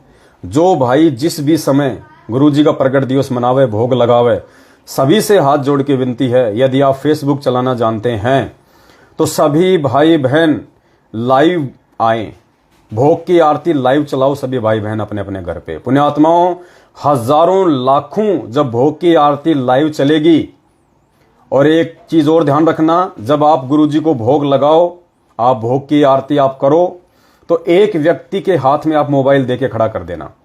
कई भाई क्या करते हैं, मोबाइल को एक जगह जो है वो फिक्स कर देते हैं, उसमें खाली भगत ही भगत दिखाई देते हैं और कोई दिखाई नहीं देता। हम गुरुजी को भोग लगा रहे हैं, भगतों को थोड़ी भोग लगा रहे हैं। हमने अपने आप को ज्यादा दिखाना जरूरी नहीं है, गुरुजी को ज्यादा शो करना जरूरी है। तो जब आप भोग लगावें, परिवार के किसी भी समझदार व्यक्ति को लाइव अपनी फेसबुक आईडी से लाइव चला के मोबाइल उसके हाथ में दे दे। ज्यादा ध्यान वो गुरुजी की तरफ दिखाएगा, बीच बीच में थोड़ा थोड़ा हम भक्तों की तरफ दिखाएगा, ताकि देखने वाले को ये लगे कि यार एक तरफ तो लोग इन फर्जी आश्रमों में जा जाके देखो नीचे बैठे हुए हैं ना, सिर पे कोई कपड़ा है, गुरुजी का वीडियो लगा रखा है, भक्ति बोध होने के बाद भी, इतना ज्ञान देने के बाद भी, और एक तरफ देखो किस प्रकार से ये लोग अपने घर पे भगवान को मान के, परमात्मा को पहचान के कि मौकों कहाँ ढूंढे रे बंदे, मैं तो तेरे पास में, ना तीर्थ में ना मूर्त में ना एकांत निवास में। भगवान कोई जानवर थोड़ी है जो मैनेजमेंट ने आश्रम में बांध लिया या इन पंडितों ने उनको मंदिरों में बांध लिया, वहां जाएंगे तो ही मिलेगा। भगवान तो सर्वत्र है, कण कण में व्यापक है। पुण्यात्माओं, हम जो प्रथम नाम दीक्षा लेते हैं गुरुजी से, और हमें जो नियम मिलते हैं उन नियमों को पढ़ो, उनमें क्या लिखा है गुरुजी ने कि भगवान तो सर्वत्र है, वो कण कण में है। तो जब आपको ज्ञान हो जाएगा और विश्वास हो जाएगा तो आप भगवान को कहीं नहीं ढूंढोगे। हाँ, यदि गुरुजी किसी आश्रम में हैं तो हम उस आश्रम में जाएंगे, वहां गुरुजी को सामने परमात्मा को सिंहासन पे बैठा के भोग लगाएंगे। क्योंकि आज गुरुजी जेल में है शारीरिक रूप से, इसलिए हमने परमात्मा को अपने शब्द रूप में घर पे मान के, अपने पास में मान के गुरुजी को हमने भोग लगाना है। ये गलती बिल्कुल भी नहीं करनी हमने।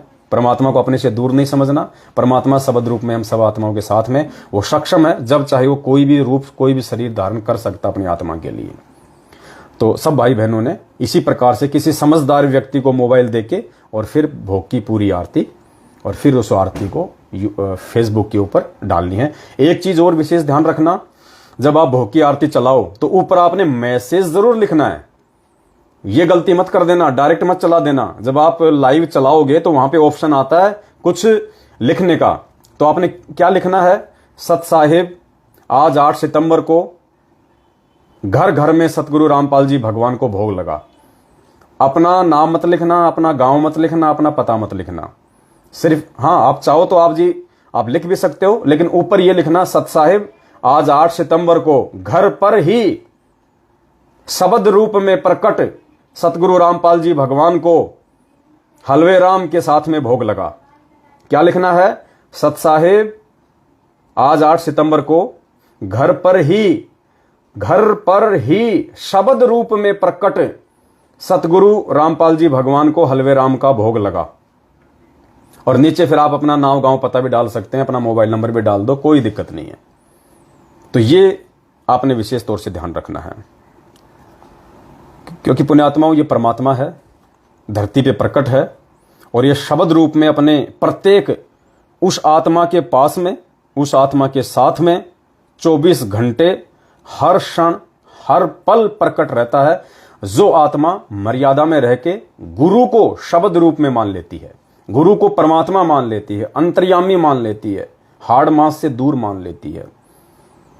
क्योंकि पुण्यात्माओं फोटो हम केवल इसलिए सामने रखते हैं कि फोटो को देखेंगे तो गुरुजी की याद आएगी, वरना फोटो का और कोई महत्व नहीं है। हमारे हृदय में परमात्मा है, उस परमात्मा की फोटो हमने हृदय में सेट करनी है। शब्द रूप में परमात्मा को अपने साथ में समझना है। और गुरुजी ने तो स्पष्ट कह रखा है सत्संगों में कि जो इस शरीर को सतगुरु कहता है, गुरुजी अपनी तरफ इशारा करके यूं पकड़ के कि जो मुझ इस रामपाल दास की इस बॉडी को, इस शरीर को जो सतगुरु समझ रहा है, तो शरीर क्या मतलब, ये पहचान भी आ गई, ये चेहरा भी आ गया, फोटो भी आ गई कि वो तो बालक है, अभी बालक है, वो तो अभी बालक है, उसको ज्ञान नहीं है।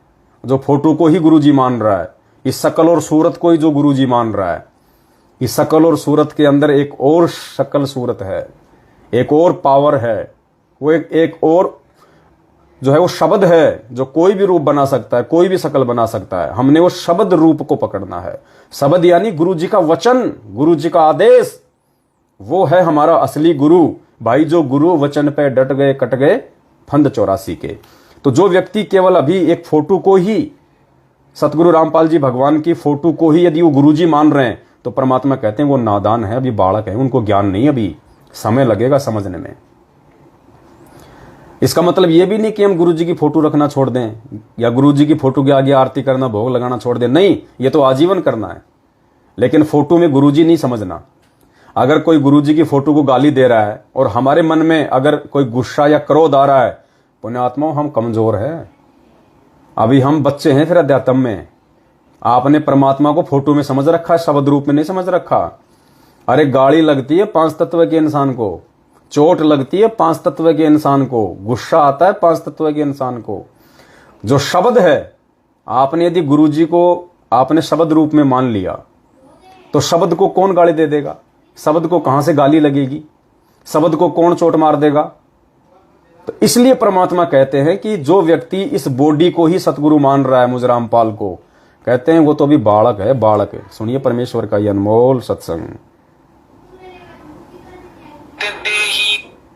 इसके बारे में गरीबदास जी कहते हैं, देही को सतगुरु कहे, ये सब धुंधर ज्ञाने चार दाग आता नहीं वाको सतगुरु जाने। इस शरीर की, इस बॉडी को सतगुरु जो मान रहे हैं वो तो अभी बालक है। इसके अंदर जो और शरीर युक्त वो सतगुरु है, वो मरता नहीं कभी। चार प्रकार के दाग हैं, अंतिम संस्कार 4 प्रकार से किया जा रहा अपने यहाँ पर। एक तो दफना देते हैं, मिट्टी में गाड़ देते हैं ईसाई और मुसलमान भाई, और हिंदू और सिख संस्कार कर देते हैं। कुछ ऐसे हैं जो जल प्रवाह कर देते हैं, उसको मच्छी कीड़े मकोड़े खाकर उसके शरीर को दबा देंगे।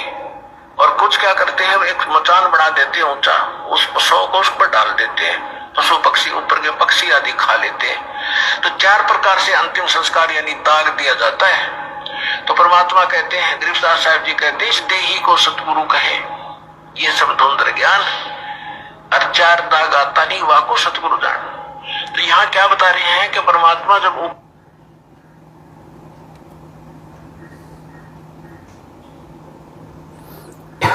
परमेश्वर ने अपने सत्संग में बिल्कुल क्लियर कट कर दिया कि देही को सतगुरु कहे, यो सब धुंधर ज्ञान, व्यर्थ ज्ञान है उसका, उसको ज्ञान नहीं, अभी वो बालक है, अभी अध्यात्म में नादान है, उसने गुरु को पहचाना नहीं अभी, खाली उसने शरीर में गुरु को मान लिया, फोटो में गुरु जी को मान लिया।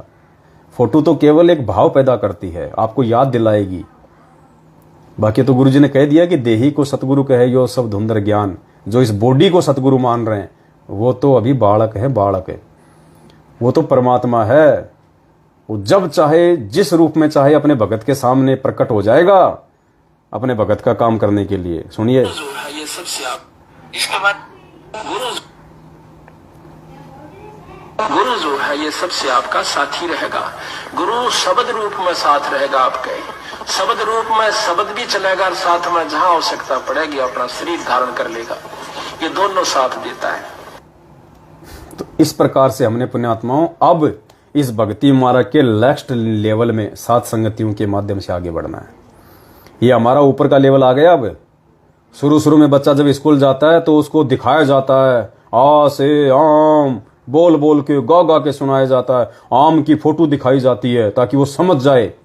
और जब बच्चा 8वीं 9वीं 10वीं कक्षा में हो जाता है तो ना तो टीचर ये कहता कि आ से आम ये होता है, आम ध्यान रखना कहीं भूल जाओ, मार्केट में कहीं कोई कद्दू उठा के ले आओ आम की जगह। वो सिर्फ ये बोलेगा कि आम फलों का राजा है, आम ये काम करता है। ना फोटो दिखाएगा ना समझाएगा, क्योंकि वो चीजें परमात्मा पहले हमें समझा चुके हैं। बच्चे को वो चीजें पहले उसकी शुरुआती अवस्था में समझा दी गई है। तो इसी प्रकार ये सात संगतियों के माध्यम से भक्ति मार्ग का आगे का लेवल चलेगा, क्योंकि आगामी समय में परमात्मा ये शास्त्र उठा के नहीं दिखाएंगे हमें, परमात्मा मूल ज्ञान देंगे, मूल ज्ञान। अभी तक तो हमारे को केवल भक्ति मार्ग पे परमात्मा ने चलाने के लिए केवल हमारे को उस लायक बनाया है। अब जो आगे का ज्ञान है, जो अगम का ज्ञान है, वो तो अब देगा परमात्मा, जिसको सुन सुन के हमारी आंखों से आंसुओं की धारा बहा करेगी, रजाई में मुंह दे दे के रोया करेंगे हम। गुरुजी ने एक सत्संग में कहा था कि बच्चों, एक समय ऐसा आएगा जब तुम सतगुरु की पहचान कर लोगे, क्योंकि सतगुरु की पहचान किए बिना पुण्यात्मा वो ज्ञान हमारे हृदय में नहीं समा सकता, हम उसको सत नहीं मान सकते। और गुरु के वचन में अविश्वास कर लिया तो हम फेल हो जाएंगे। तो गुरुदेव ने कहा था कि बच्चों, जब तुम्हें पहले सतगुरु की पहचान हो जाएगी और सतगुरु के द्वारा लिखे गए शब्दों पे जब तुम पूर्णतया इन शास्त्रों से भी ज्यादा विश्वास करने लग जाओगे, फिर एक समय ऐसा आएगा, गुरुदेव ने कहा कि मैं केवल तुम्हें ये कहानी सुनाया करूंगा, ये कथा सुनाया करूंगा, ये शब्द गाया करूंगा, ये ब्रह्मा विष्णु इसके माता पिता दादा चाचा बुआ नहीं दिखाऊंगा, आंखें खराब नहीं करूंगा। केवल तुम्हें परमेश्वर की वो प्यारी प्यारी वाणियां, वो शब्द, वो आगे की बातें। और गुरु जी के मुख कमल से जब वाणियां सुनेंगे तो परमेश्वर की तो वाणी पुण्यात्मा, आपको पता है, सतगुरु 3 लोक से प्यारा, सतगुरु परम पदार्थ पूरा। पुण्यात्मा, हरियाणी भाषा सबसे ज्यादा गंदी भाषा है, सबसे ज्यादा अक्खड़ भाषा है, खड़ी चोट मारने वाली भाषा है हरियाणवी भाषा। और पुण्यात्मा, हमारे भगवान उसी भाषा में जब सत्संग करते हैं हमारी आंखों से आंसू गिरते हैं, आंसू। क्यों? क्योंकि वो परमात्मा है, जीव नहीं है। तो परमेश्वर ने कहा कि उस समय तुम्हारी आंखों से आंसुओं की धारा बहा करेगी। तो पुण्यात्माओं, उस लेवल पे परमात्मा अब हमें लेके जाना चाहते हैं, अपनी शब्द रूप में पहचान करवा के, ताकि हम परमेश्वर के उस ज्ञान को अपने इस 2 कौड़ी के भेजे में समाने के लायक बने। और क्या सतगुरु प्रगट दिवस मनाना जरूरी है? यदि कोई सतगुरु प्रगट दिवस नहीं मनाएगा, गुरु जी को भोग नहीं लगाएगा, तो क्या वो सतलोक नहीं जाएगा? देखो पुण्यात्माओं, ये भी एक बहुत बड़ा भेद है। आप ना लगाओ कोई बात नहीं, आप लगाओ बहुत अच्छी बात है, लेकिन ये परमात्मा ने एक प्रोसीजर अपने सत्सेवक बच्चों के माध्यम से, साध संगतियों के माध्यम से क्यों शुरू करवाई है? देखो, मुक्ति तो हमारी मालिक का नाम जपने से, परमात्मा की मर्यादाओं में रहने से, गुरु को भगवान मानने से होगी।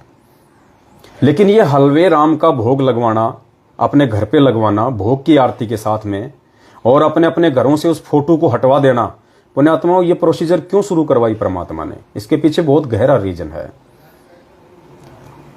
8 सितंबर को अपने घर पे या अपनी ऑफिस में कहीं भी सतगुरु रामपाल जी भगवान का अकेले का दरबार में फोटो रख के और हलवा राम बना के और भोग की आरती के साथ में भोग लगाना, इस बात का सूचक है। ये ये एक सबूत है, ये एक प्रमाण है। वो परमेश्वर जो अंतर्यामी है, सब कुछ जानने वाला है, वो आपको छांट लेगा, वो आपकी एक अलग पहचान कर लेगा कि ये आत्मा मुझे परमेश्वर के रूप में जान चुकी है, पहचान चुकी है। वरना सतगुरु रामपाल जी भगवान को भोग लगाना पुण्यात्माओं किसी के बश की बात नहीं है। आप लगा नहीं सकते बिना उस परमेश्वर के विशेष आशीर्वाद के। आप लगवा दो, देखिए ये लगवा दो इन फर्जी आश्रमों में। वो दाढ़ी मूंछ वाली फोटो मुझे हटवा के दिखा दो आप, जो आपके गुरुजी के सिर पे लगा रखी इन्होंने, गोविंद वाली।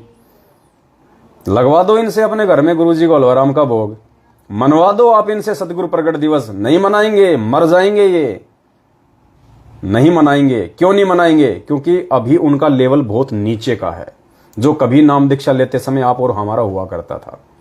अभी वो लोग भक्ति मार्ग के बहुत नीचे वाले पायदान पे हैं और नीचे ही जाते जा रहे हैं।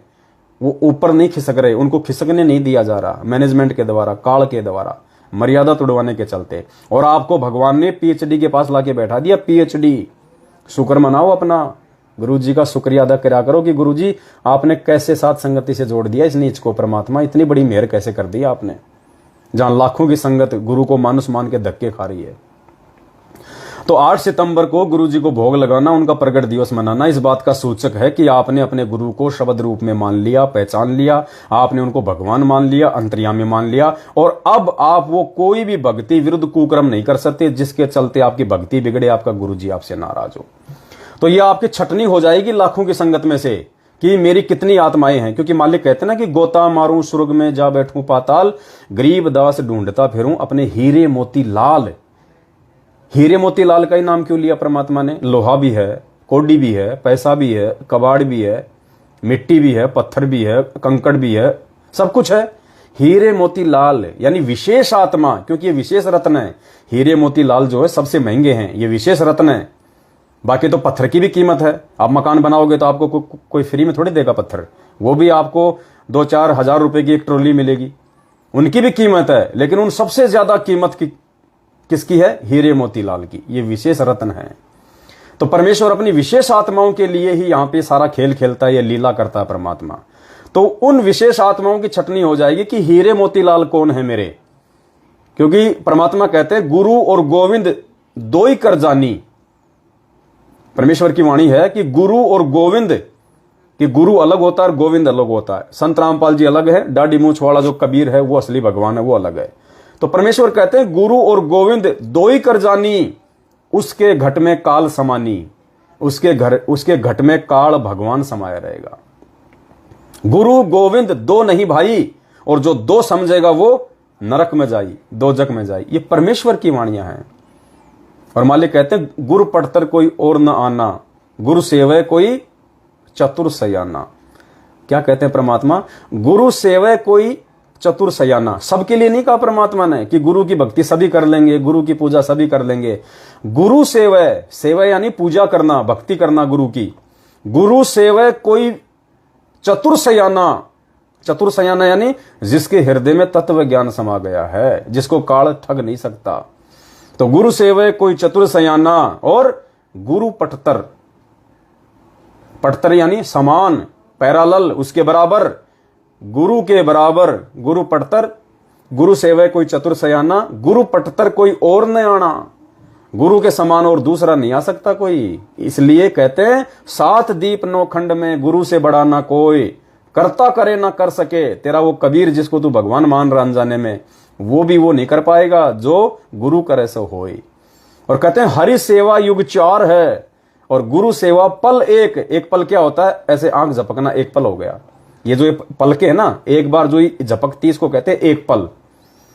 तो कहते हैं उस कबीर की, या जिसको तू भगवान मान रहा अनजाने में, ब्रह्मा विष्णु महेश को या देवी को, माता को, कहते हैं उसकी तू चाहे तू 4 युग 40,20,000 वर्ष का होता है 4 युग, उसकी तू इतने समय तक सेवा कर ले, भक्ति कर ले, भोग लगा ले। और अपने गुरु को भगवान मान के यदि तूने एक पल भी यदि उनकी भक्ति कर ली, उनके मंत्रों का जाप कर लिया, तो कहते हैं इतना अंतर है।